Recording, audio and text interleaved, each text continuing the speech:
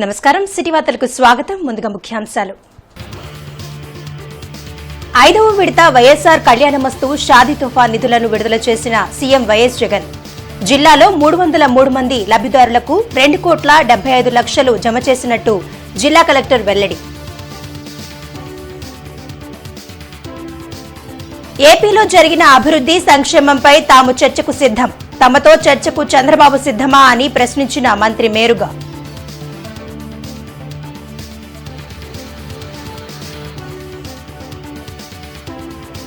చంద్రబాబు రా కదిరిరా సభలు జనం లేక వెలవెల. కుర్చీ మడత పెట్టడంలో లోకేష్ ది గిన్నిస్ రికార్డ్ అంటూ మంత్రి అంబటి వ్యంగ్యాస్త్రాలు.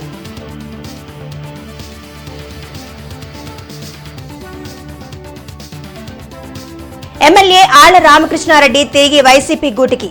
మంగళగిరిలో వైసీపీ జెండాను 3వసారి రెపరెపలాడిస్తామని ధీమా.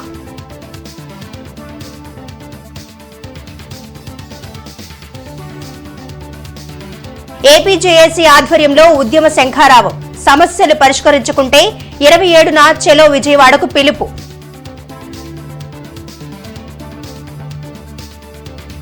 పేదల కుటుంబాల భవిష్యత్ మారాలంటే అది ఒక్క విద్యతోనే సాధ్యమవుతుందని ముఖ్యమంత్రి వైఎస్ జగన్మోహన్ రెడ్డి అన్నారు. అందుకే వైఎస్ఆర్ కళ్యాణమస్తు షాదీ తోఫాలకు వధువు వరుడికి నిర్దిష్ట వయసుతో పాటు తప్పనిసరిగా 10th పాస్ అవ్వాలనే నిబంధనను అమలు చేస్తున్నట్లు తెలిపారు. వైఎస్ఆర్ కళ్యాణమస్తు షాదీ తోఫా లబ్దిదారులైన 10,132 జంటల తల్లుల ఖాతాల్లో 78 కోట్ల రూపాయలను ముఖ్యమంత్రి వైఎస్ జగన్మోహన్ రెడ్డి జమ చేశారు. తాడేపల్లిలోని సీఎం క్యాంప్ కార్యాలయంలో నిర్వహించిన కార్యక్రమంలో ముఖ్యమంత్రి జగన్ పాల్గొనగా ఇతర జిల్లాల నుండి అధికారులు, ప్రజాప్రతినిధులు, లబ్దిదారులు వర్చువల్ గా హాజరయ్యారు. చదువును ప్రోత్సహిస్తూ పేద కుటుంబంలోని ఆడపిల్లల పెళ్లిళ్లు భారం కాకూడదనే ఉద్దేశంతో వైఎస్ఆర్ కళ్యాణమస్తు షాదీ తోఫాలను ప్రభుత్వం అమలు చేస్తున్నట్లు సీఎం తెలిపారు. వధువు వరుడికి నిర్దిష్ట వయసుతో పాటు 10th తప్పనిసరిగా పాస్ అవ్వాలనే నిబంధన వల్ల బాల్య వివాహాలను అరికట్టడంతో పాటు చదువు యొక్క ప్రాముఖ్యతను వారికి తెలుపుతున్నట్లు వివరించారు. గత ప్రభుత్వం ఈ పథకాలను నామ్కేగా అమలు చేసిందని, వైసీపీ ప్రభుత్వం మాత్రం గతం కంటే ఎక్కువ డబ్బులను లబ్దిదారులకు అందిస్తున్నట్లు ముఖ్యమంత్రి జగన్ తెలిపారు. ప్రతి పేదవాడికి కూడా పిల్లలను చదివించే విషయంలో ఒక అడుగు ఆ చదువులను ప్రోత్సహిస్తూ ఖచ్చితంగా 10th క్లాస్ సర్టిఫికెట్ ఖచ్చితంగా ఉండాలి ఇద్దరికి, వధువుకు అండ్ గ్రూముకు కూడా, వరుడుకు కూడా ఉండాలని చెప్పి ఖచ్చితంగా పెట్టడం వల్ల ఖచ్చితంగా ఖచ్చితంగా ఈ స్కీమ్లో ఎలిజిబిలిటీ రావాలి అని అంటే ఈ మేరకు మినిమం చదువు ఉండాలి. కాబట్టి ఖచ్చితంగా చదివించే కార్యక్రమానికి మరింత ప్రోత్సాహం ఇచ్చే విధంగా ఇది ఉపయోగపడుతుంది.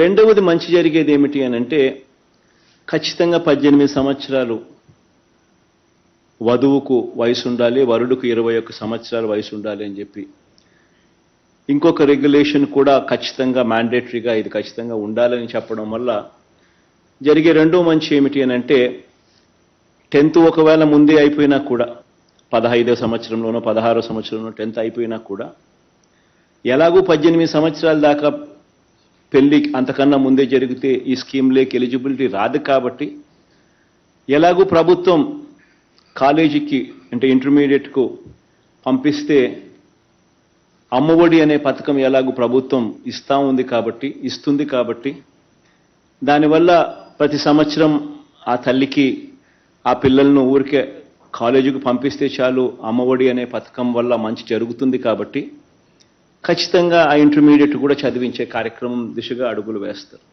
ఏపీలో జరిగిన అభివృద్ది సంక్షేమంపై తాము చర్చకు సిద్దమని మంత్రి మేరుగ నాగార్జున అన్నారు. తమతో చర్చకు చంద్రబాబు సిద్దమా అని మేరుగ నాగార్జున ప్రశ్నించారు. తాడేపల్లిలోని సీఎం క్యాంప్ కార్యాలయంలో మంత్రి మీడియాతో మాట్లాడారు. విజయవాడ అంబేద్కర్ విగ్రహం వద్దకు చంద్రబాబు, లోకేష్, పవన్ కళ్యాణ్ ఎవరైనా చర్చకు రావాలన్నారు. 2019లో జనం సైకిల్ ని తొక్కేసి పక్కన పడేశారని, ఇప్పుడు కూడా అదే జరుగుతుందని చెప్పారు. కళ్యాణమస్తు షాదీ తోఫా కింద 78.53 కోట్లను సీఎం జగన్ విడుదల చేశారని మేరుగ నాగార్జున తెలిపారు. సైకిల్లో మడత పెట్టేశాం, చంద్రబాబు నాయుడు కొడుకు ఆయనకి సపోర్ట్ చేసే వాళ్ళని ఇరగదొక్కేశాం 2019లో. ఈరోజు తేరుకోలేక తెప్పలేక ఎక్కటాకి ఆ ఓపిక లేక అన్నీ కృషించి నశించి రాజకీయాల్లో వెనుకబడిపోయి గుడ్డగాల్చి జగన్మోహన్ రెడ్డి గారి మీద మా ప్రభుత్వం మీద నెత్తినేస్తూ మేమే మర్చిపోతామా వెనకబడతామా 24లో తెలుస్తుంది. ఈరోజు ఈ రాష్ట్రంలో ప్రజానీకం యొక్క ఈ పరిపాలనా సరళి ఈ ప్రజల యొక్క స్థితిగతులు మెరుగుపరచడానికి సామాజిక విప్లవాన్ని తెరదీసిన ముఖ్యమంత్రిగా నా ఎస్సీ నా ఎస్టీ నా బీసీ అని చెప్పి ఈ రాష్ట్ర ప్రజలను ఆకట్టుకొని వారి కోసమే పనిచేస్తున్న ముఖ్యమంత్రి యొక్క పనితనం కింద చంద్రబాబు బేజారెత్తా ఉన్నాడు కాబట్టే ఈ మాటలు మాట్లాడుతూ ఉన్నాడు. దమ్ముంటే బాబాసాహెబ్ అంబేద్కర్ గారి విగ్రహం దగ్గర 24 గంటల్లో నువ్వు కానీ నీ కొడుకు కానీ మీ పవన్ కళ్యాణ్ గారు వచ్చి చర్చకు సిద్ధంగా ఉంటారో తేల్చుకోమని మీ ద్వారా తెలియపరుస్తా ఉన్నా.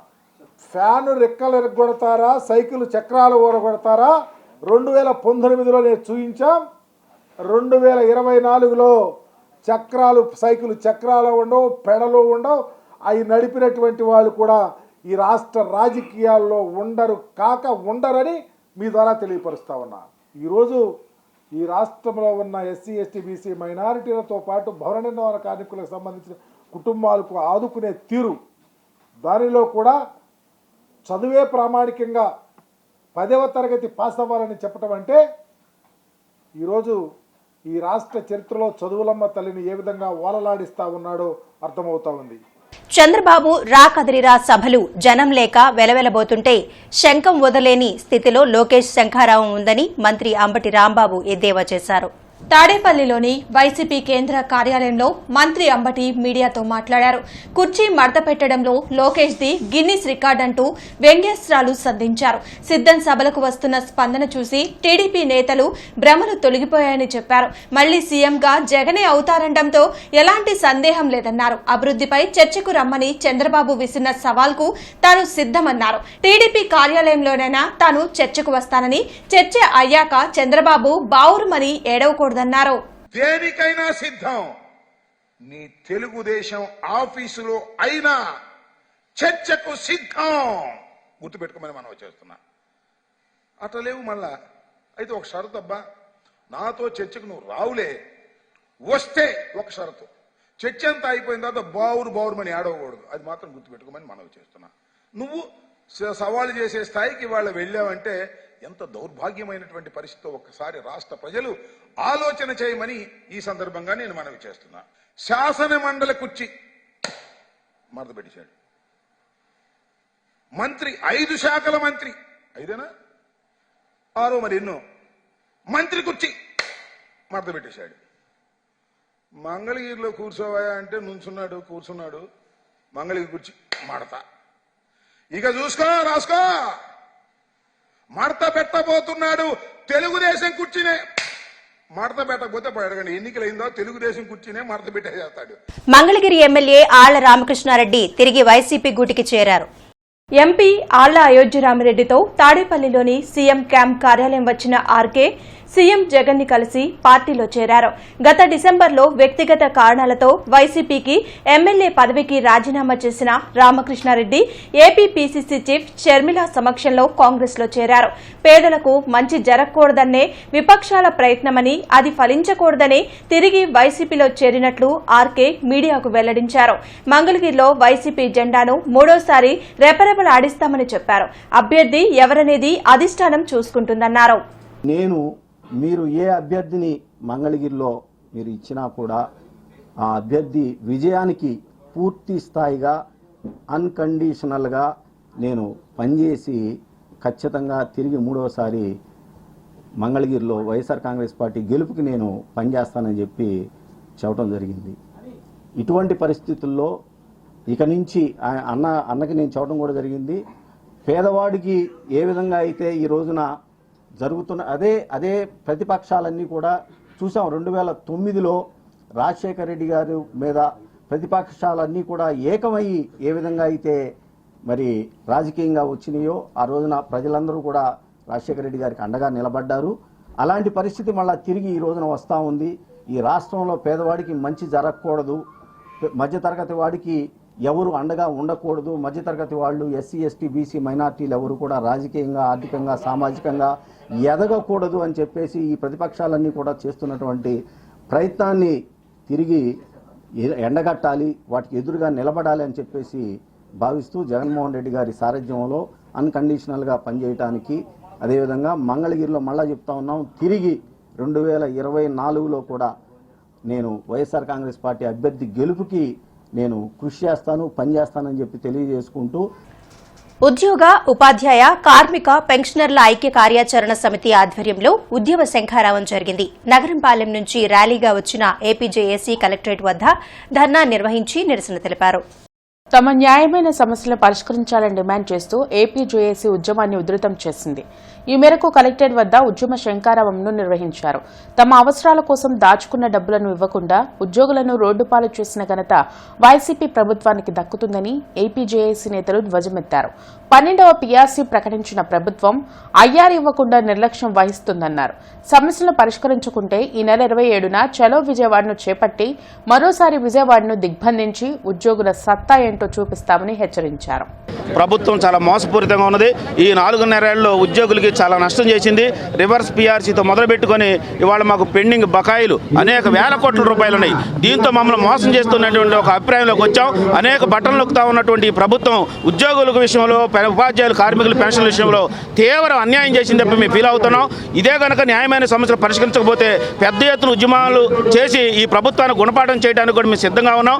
ప్రభుత్వం ఈ 13 లక్షల ఉద్యోగ, ఉపాధ్యాయ, కార్మిక పెన్షనర్స్ యొక్క సంక్షేమం ఆలోచించట్లేదు. ఒక పక్క సంక్షేమ ప్రభుత్వం చెప్పుకుంటూనే మరి 13 లక్షల ఉద్యోగ, ఉపాధ్యాయ, కార్మిక పెన్షనర్స్ ఈ యొక్క ఆంధ్రప్రదేశ్లో భాగం కాదా అని మేము అడుగుతూ మా డిమాండ్స్ కోసం మేము రోడ్డెక్కాల్సిన పరిస్థితి ఈ ప్రభుత్వమే తీసుకొచ్చింది.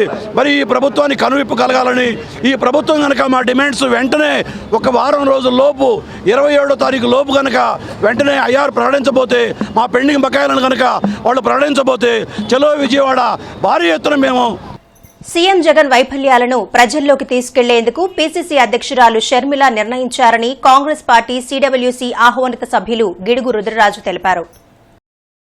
విజయవాడలో పార్టీ నేతలు మస్తాన్ వలి, తులసిరెడ్డి, ఇతర నాయకులతో కలిసి రుద్రరాజు మీడియాతో మాట్లాడారు. ఈ నెల 22న చలో సెక్రటేరియట్ ను నిర్వహించనున్నట్లు తెలిపారు.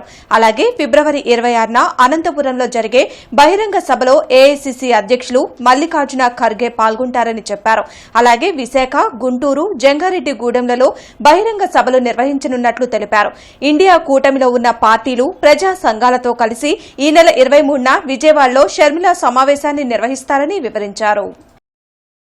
ఈ నెల 26వ తేదీన కాంగ్రెస్ అధ్యక్షులు శ్రీ మల్లికార్జున ఖార్గే గారు అనంతపురంలో ఒక బ్రహ్మాండమైనటువంటి బహిరంగ సభలో పాల్గొని ప్రసంగించనున్నారు. దాంట్లో ప్రప్రథమ బహిరంగ సభ అనంతపురంలో జరుగుతుంది. ఒక బహిరంగ సభ వైజాగ్ స్టీల్ ప్లాంట్ ప్రైవేటీకరణని వ్యతిరేకిస్తూ ఒకటి విశాఖపట్నంలో నిర్వహించడం జరుగుతుంది. ఒక బహిరంగ సభ గుంటూరు క్యాపిటల్ ఏరియా కోసం, సో గుంటూరులో ఒక బహిరంగ సభ నిర్వహించడం జరుగుతుంది. ఒక బహిరంగ సభ పోలవరానికి సంబంధించి కానీ, ఇరిగేషన్ ప్రాజెక్టుకు సంబంధించి కానీ, వ్యవసాయ ఆధారిత ఇతర అంశాలకు సంబంధించినటువంటి ఇష్యూస్ అన్నింటి మీద కూడా ఒకటి జంగారెడ్డిగూడెంలో నిర్వహించాలని చెప్పి పార్టీ భావిస్తోంది. ప్రప్రథమంగా ఖార్గే గారు 26వ తేదీన వస్తారు. ఒక బహిరంగ సభకి కర్ణాటక ముఖ్యమంత్రి గారు వస్తారు. ఒక బహిరంగ సభకి తెలంగాణ ముఖ్యమంత్రి గారు వస్తారు. ఒక బహిరంగ సభకి శ్రీమతి ప్రియాంక గాంధీ గారు వస్తారు. అల్టిమేట్గా రాహుల్ గాంధీ గారు ఒక పెద్ద భారీ బహిరంగ సభని రాహుల్ గాంధీ గారి నేతృత్వంలో ఏర్పాటు చేయాలని పార్టీ భావిస్తోంది. సో ఇవన్నీ కూడా ఈ నెల 26వ తేదీని ప్రారంభిస్తే మార్చి 2వ వారం, 3వ వారం అంతం లోపల ఈ కార్యక్రమాలన్నీ కూడా 5వ విడత వైఎస్ఆర్ కళ్యాణమస్తు షాదీ తోఫా నిధులను లబ్దిదారుల ఖాతాలో సీఎం జగన్ జమ చేశారు. జిల్లా కలెక్టరేట్లో నిర్వహించిన కార్యక్రమంలో కలెక్టర్ వేణుగోపాల్ రెడ్డితో పాటు ప్రజాప్రతినిధులు క్రిస్టినా, కావటి మనోహర్ నాయుడు, ఇతర అధికారులు పాల్గొన్నారు. 303 మంది లబ్దిదారుల ఖాతాల్లో 2,75,00,000 రూపాయలను జమ చేసినట్లు కలెక్టర్ వేణుగోపాల్ రెడ్డి తెలిపారు. విద్య యొక్క ప్రాముఖ్యతను పెంచేందుకు 10th పాస్ నిబంధనను ప్రభుత్వం ఈ పథకాల అమలుకు పెట్టిందని వివరించారు. ఇప్పటి వరకు అంటే ఈ కార్యక్రమం ప్రారంభమైన 2022 అక్టోబర్ 1వ తారీఖున ప్రారంభమైన ఈ కార్యక్రమం అప్పటి నుండి 4 విడతలు పూర్తి చేసుకుని ఈరోజు 5వ విడత ఆర్థిక మంజూరు కూడా వారికి అందజేయడం జరిగింది. ఈ 5 విడతల్లో అంటే లాస్ట్ 4 విడతల్లోనే మనకు 1,297 మందికి 11,65,00,000 రూపాయలు లబ్ధి చేకూర్తే ఈ రోజు మళ్లీ అదనంగా ఇంకో 303 మందికి 2,75,40,000 రూపాయలు అందించడం జరిగింది. ఒకసారి దీని ప్రధానమైన ఉద్దేశం మీరు గమనించినట్లయితే తప్పనిసరిగా ఈ లబ్ధి పొందాలి అంటే ఆ వధువులందరూ కూడా 10వ తరగతి తప్పనిసరిగా వధువు ఇద్దరు కూడా మినిమం క్వాలిఫికేషన్ 10వ తరగతి ఉండాలి. దీన్ని పొందుకుంటున్నారో వారందరికీ కూడా నేను కంగ్రాచులేషన్స్ చెప్తున్నాను. రాబోయే రోజుల్లో వారందరూ కూడా జగన్మోహన్ రెడ్డి గారికి అండగా ఉండి జగన్మోహన్ రెడ్డి గారిని అత్యధికమైనటువంటి మెజార్టీతో మనందరం గెలిపించుకొని మరలా ముఖ్యమంత్రిని చేసుకోవాలని ప్రతి ఒక్కరూ పథకాలు ఎవరైతే పొందుకుంటున్నారో ప్రతి ఒక్కరిని కూడా నేను కోరుకుంటూ ముఖ్యంగా జగన్మోహన్ రెడ్డి గారికి హృదయపూర్వకమైనటువంటి ధన్యవాదాలు తెలియపరుచుకుంటూ సెలవు తీసుకుంటాను. మై ఫస్ట్ ఓటు సిబిఎన్ కార్యక్రమంలో భాగంగా ప్రతిపాడు నియోజకవర్గ ఇన్ఛార్జ్ బోర్ల రామాంజనేయులు, టీడీపీ రాష్ట్ర ప్రొఫెషనల్ సెల్ అధ్యక్షురాలు పొడపాటి తేజస్విని ఆధ్వర్యంలో యువతకు మొదటి ఓటు హక్కు వినియోగంపై అవగాహన కల్పించారు. తెలుగుదేశం పార్టీ ఎన్నికల శంకారావంలో భాగంగా మొట్టమొదటిసారి ఓటు హక్కు వినియోగించుకోబోయే యువతి యువకులకు ఈ రాష్ట్రానికి నారా చంద్రబాబు నాయుడు ఆవశ్యకత వివరిస్తూ చేపట్టిన my first vote to CBN పేరుతో చేపట్టిన కార్యక్రమంలో భాగంగా మొదటిసారి ఓటు హక్కు వినియోగించుకున్న యువతతో ప్రతిపాడు నియోజకవర్గ టీడీపీ ఇన్ఛార్జ్ బూర్ల రామాంజనేయుల నేతృత్వంలో టీడీపీ రాష్ట్ర ప్రొఫెషనల్ సెల్ అధ్యక్షురాలు పొడపాటి తేజస్విని ముఖ్య అతిథిగా తెలుగు యువత జిల్లా అధ్యక్షులు రాయపాటి సాయికృష్ణ ఆధ్వర్యంలో టీఎన్ఎస్ఎఫ్ జిల్లా అధ్యక్షులు మనవ వంశీకృష్ణ, రాష్ట్ర ఐటీడీపీ ఉపాధ్యక్షులు పంచుమర్తి శేషు తదితరులతో భారీ అవగాహన కార్యక్రమం నిర్వహించారు. ఏపీ లీడర్స్ గా మరియు వారియర్స్ గా ఎంపిక కాబడిన వారితో కలిసి మలినేని కళాశాల ఆడిటోరియంలో ఓటు యొక్క ప్రాధాన్యతను వివరిస్తూ ఓటు వేయాలి, ఎవరికి ఓటు వేయాలి, ఎలా వేయాలి అనే అంశాలపైన మొదటిసారి ఓటు హక్కు వినియోగించుకోబోయే యువకులతో అవగాహన కార్యక్రమం నిర్వహించారు. అనంతరం విద్యార్థులతో ఇంటరాక్ట్ అయ్యారు. ఓటు వేసే ప్రక్రియలో ఎలాంటి మెలకువలు పాటించాలో కళ్లకు కట్టినట్లు చూపుతూ ఏర్పాటు చేసిన డమ్మీ ఈవీఎంలు, వాటిల్లో ఉన్న బటన్లు నొక్కగానే గుర్తు పక్కనే ఎరుపు రంగులో ఉన్న లైట్ వెలుగుతూ ఓటు పడ్డట్లు శబ్దం వచ్చేలా ఏర్పాటు చేయడం మరియు ఓటు వేశాక వీవీప్యాడ్లో కనపడే అదృశ్యమయ్యే స్లిప్ నమూనాలను యువకులతో ఓటు వేయించి పంచిపెట్టిన తీరు యువతీ యువకులను భారీగా ఆకట్టుకుంది. ఈ కార్యక్రమంలో ఏపీ వారియర్స్ అయిన జట్టి జానకరామయ్య, గంటా మౌలిక, నేపాక పద్మ తదితరులు పాల్గొన్నారు.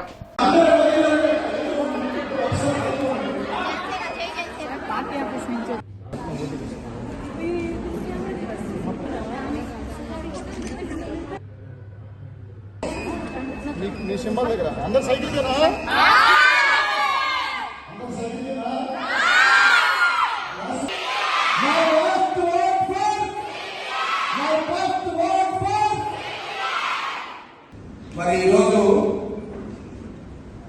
ఈ కార్యక్రమం పేరేంటంటే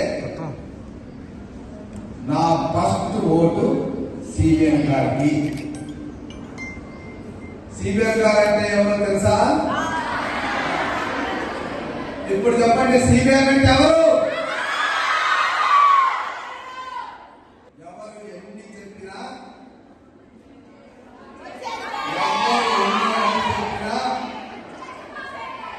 ఎన్ని మాయ మాటలు చెప్పినా రాబోయే ముఖ్యమంత్రి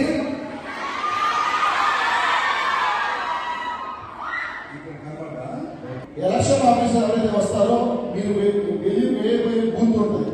ఆ బూత్ కి మీరందరికీ ఓటర్ ఐడి కార్డు వచ్చినాయా? మీరందరూ కలెక్ట్ చేసుకున్నారా? కలెక్ట్ చేసుకుంటే సరిపోదు. ఈ దొంగల రాజ్యంలో ఓటు కూడా కాపాడుకునే పరిస్థితిలో ఉన్నాం. ఎలక్షన్ కి 10 రోజుల ముందే కూడా మన ఓటు జాగ్రత్తగా ఉందో చూసుకోండి. ఎప్పటికప్పుడు ఆన్లైన్ లో చెక్ చేసుకోండి ఎలక్షన్ కమిషన్ వెబ్సైట్ లో. అలాగే మీరు బూత్ లోకి రావాలంటే మీకు ఎలక్షన్ ఆఫీసర్ గారు బూత్ ఏజెంట్స్ ఉంటారు, ప్రతి పార్టీలో ఒక ఏజెంట్ ఉంటాడు. ఎలక్షన్ ఆఫీసర్ గారు మీకు పర్మిషన్ ఇస్తారు వెళ్ళడానికి.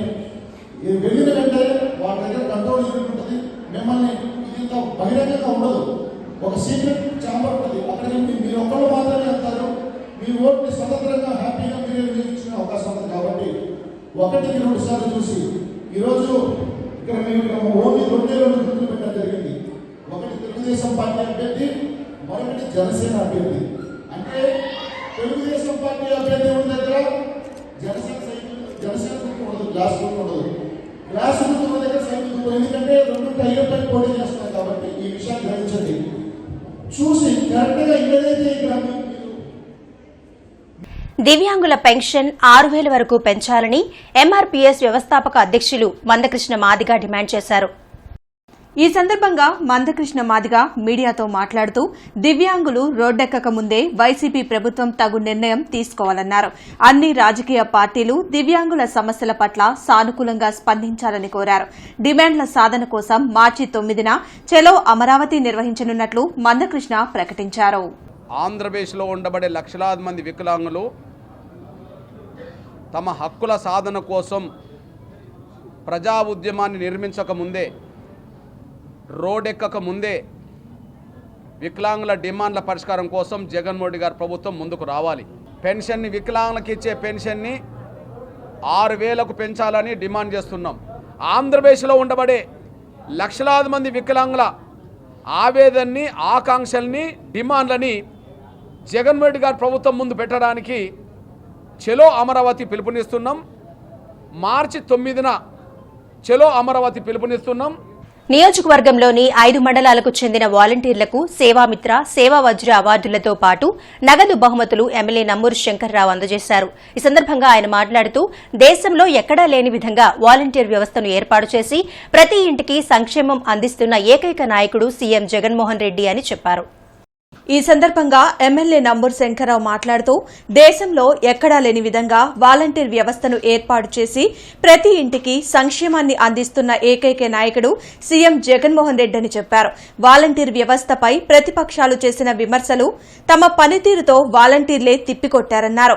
సచివాలయ వ్యవస్థతో గ్రామానికి ప్రభుత్వాన్ని తెచ్చిన ఘనత సీఎం జగన్దేనన్నారు. రైతు భరోసా, హెల్త్ సెంటర్లతో గ్రామాల రూపురేఖలు మార్చారన్నారు. నాడు నేడు ద్వారా స్కూళ్లు బాగు చేసి రేపటి తరాలకు మార్గదర్శిగా నిలిచారన్నారు. తూర్పు టీడీపీ కార్యాలయంలో నిర్వహించిన మీడియా సమావేశంలో టీడీపీ నాయకులతో కలిసి నసీర్ అహ్మద్ పాల్గొన్నారు. ఈ సందర్భంగా నసీర్ అహ్మద్ మీడియాతో మాట్లాడుతూ ఎవరి పాలన స్వర్ణయుగమో, ఎవరి పాలన రాతియుగమో, అభివృద్ది పాలన ఎవరిదో, విధ్వంసక పాలన ఎవరిదో ప్రజలు అన్ని గమనిస్తున్నారని తెలిపారు. జగన్ సిద్ధమని సభలు పెట్టి అశుద్ధం మాటలు చెబుతున్నారని అన్నారు. 2019లో ప్రజలు ఇచ్చిన ఒక్క ఛాన్స్ జగన్ కు రాజకీయంగా చివరి ఛాన్స్ అయిందని అన్నారు. వచ్చే ఎన్నికల్లో ఫ్యాన్ రెక్కలు విరిచేయడానికి జనం కసితో సిద్ధంగా ఉన్నారన్నారు. కార్యక్రమంలో టీడీపీ కార్పొరేటర్ ఎల్లావల అశోక్, నాయకులు కొనకల్ల సత్యం, గుడిమెట్ల దయారత్నం, శ్రీను నాయక్ తదితరులు పాల్గొన్నారు. ఈరోజు కేవలం అబద్దాలు మాట్లాడుతున్నటువంటి జగన్మోహన్ రెడ్డి గారికి మా నాయకుడు చంద్రబాబు నాయుడు గారు నిన్న సవాల్ విసిరినట్టు, నిజంగా మీరు సిద్ధమా, మా నాయకుడితో మీరు డైరెక్ట్గా భేటీ అవ్వడానికి సిద్ధమై సవాల్ విసురుతా ఉన్నాం. ఇప్పటికైనా ఈ సిద్ధం అనే నినాదంతో మీరు ఏదైతే ప్రజల్లోకి వెళ్తా ఉన్నారో, మీరు నిజంగా ప్రజలకు ఎటువంటి కార్యక్రమాలు చేశారో చెప్పి వారి దగ్గర నుండి ఓట్లు రాబట్టుకోవాలి తప్ప అబద్ధాలు చెప్పి ప్రజలను మోసగించేటువంటి కార్యక్రమాల్ని మానుకోవాలని చెప్పి ఈ సందర్భంగా తెలియజేస్తా ఉన్నాం. జీఎంసీ ఇంజనీరింగ్ విభాగంలో కమిషనర్ కీర్తి నూతన సంస్కరణలు తీసుకొచ్చారు. నగర ప్రజలకు మెరుగైన సత్వర సేవలు అందించుటకు ఎమ్యూనిటీ కార్యదర్శులకు పూర్తిస్థాయి బాధ్యతలు అప్పగించారు. విధులు కేటాయిస్తూ ఉత్తర్వులు జారీ చేశారు. నెహ్రూ నగర్ ఉప కేంద్రం పరిధిలో నూతన విద్యుత్ లైన్ ఏర్పాటు చేస్తున్నారు. రేపు ఉదయం 7 గంటల నుండి మధ్యాహ్నం 2 గంటల వరకు Nehru Nagar, Venkatadripeta, new railway station road వినియోగదారులకు విద్యుత్ అంతరాయం ఏర్పడుతుందని deputy executive engineer P H Khan తెలిపారు. కావున వినియోగదారులు సహకరించవలసిందిగా కోరారు. సిటీ వార్తలు ముగించే ముందు ముఖ్యాంశాలు మరొకసారి. 5వ విడత వైఎస్సార్ కళ్యాణమస్తు షాదీ తోఫా నిధులను విడుదల చేసిన సీఎం వైఎస్ జగన్. జిల్లాలో 303 మంది లబ్దిదారులకు 2,75,00,000 జమ చేసినట్టు జిల్లా కలెక్టర్ వెల్లడి. ఏపీలో జరిగిన అభివృద్ధి సంక్షేమంపై తాము చర్చకు సిద్ధం. తమతో చర్చకు చంద్రబాబు సిద్ధమా అని ప్రశ్నించిన మంత్రి మేరుగా.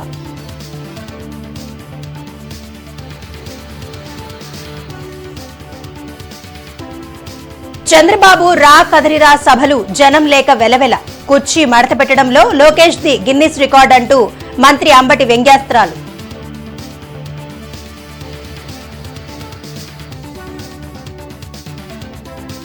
ఎమ్మెల్యే ఆళ్ల రామకృష్ణారెడ్డి తిరిగి వైసీపీ గూటికి. మంగళగిరిలో వైసీపీ జెండాను మూడవసారి రెపరెపలాడిస్తామని ధీమా.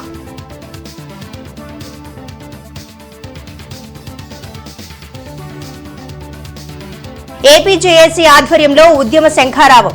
సమస్యలు పరిష్కరించుకుంటే 27న చెలో విజయవాడకు పిలుపు.